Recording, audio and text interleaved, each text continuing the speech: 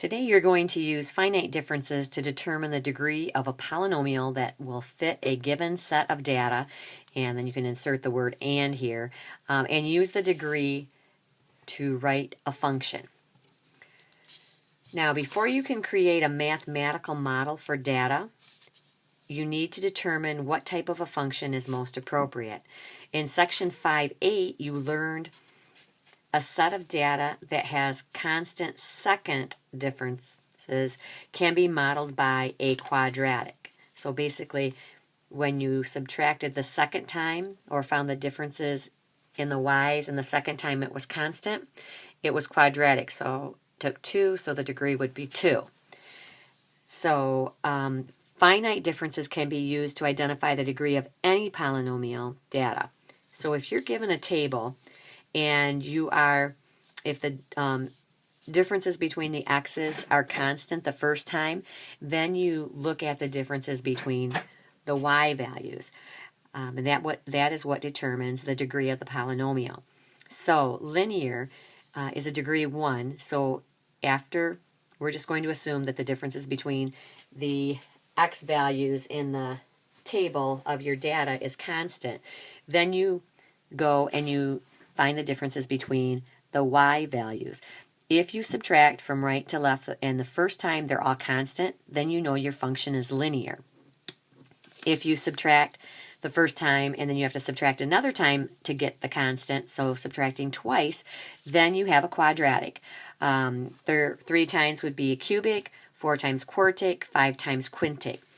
So the number of times you have to subtract the y values to get a constant value all the way across indicates the degree of your polynomial.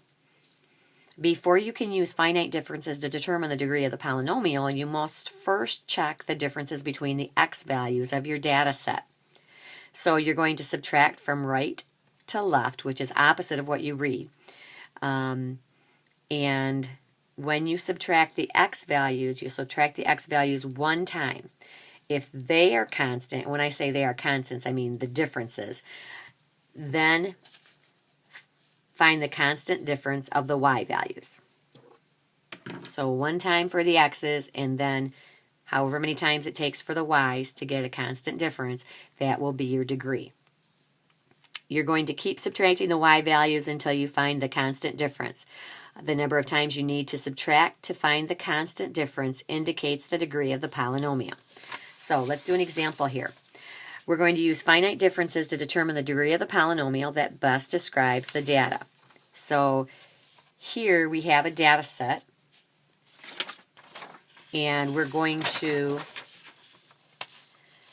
decide if there's a constant first difference. So you're going to subtract between the x values from right to left.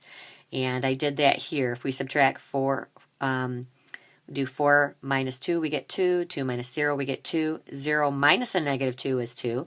Negative 2 minus a negative 4 is 2. And negative 4 minus a negative 6 is 2. So we can go ahead and use the finite differences.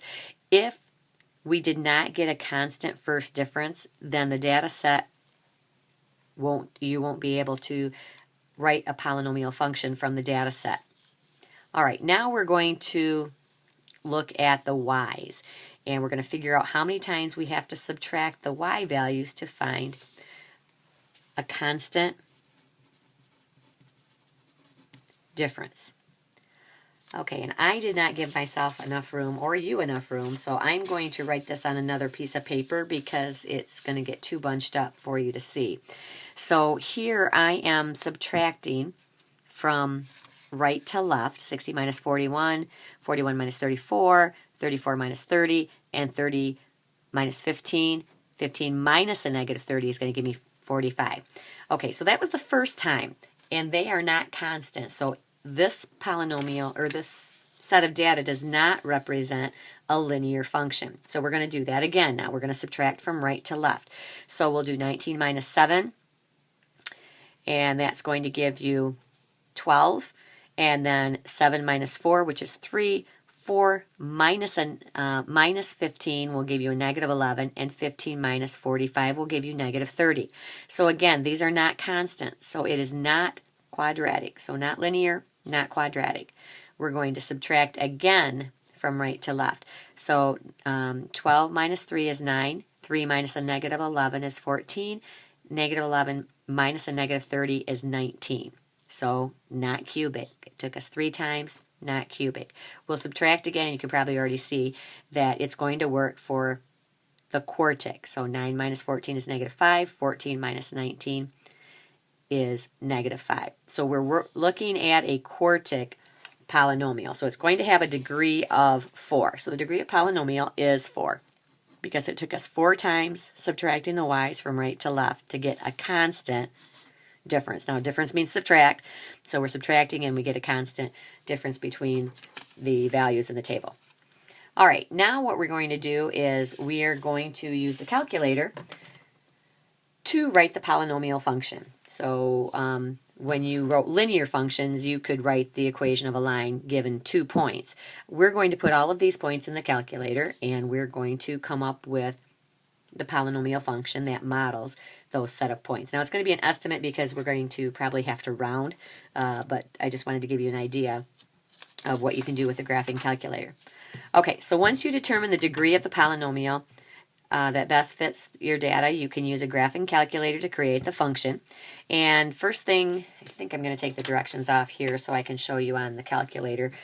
You can keep the directions right next to you. The first thing that you need to do is you need to turn the diagnostic on, and you're going to push this second button right here. So once you push that, then you're going to have to get the catalog button, which is all the way down where the 0 is. So push the 0, and this is what you should have on your screen. Okay, now we're going to scroll down. We have to turn the diagnostic on in order to write the polynomial. So scroll down until you get to D for diagnostic.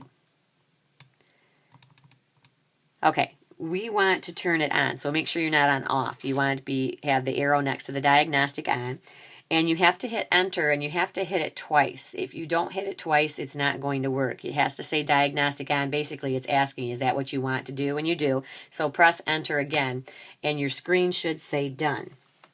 All right, now we need to put the data in the calculator. So we're going to use the stat button. So it's right underneath the delete button. So press stat. And then we're going to edit our list. So we're going to push 1. Okay, now I already have my data in here, but you're going to put the X values in L1. So just, you'll enter it, you'll see it down here, and then when you push enter, it'll pop up into your list. So just go all the way down, put those values in your list.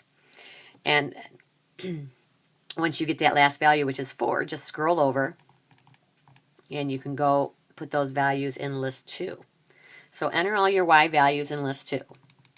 Now, make sure when you're finished that these dotted lines right here match up. So make sure that you haven't missed any data in your data set. So just double check and make sure that you have the ordered pair -6, -30, -4, 15, -2, 30, 0, 34, 2, 41, and 4, 60.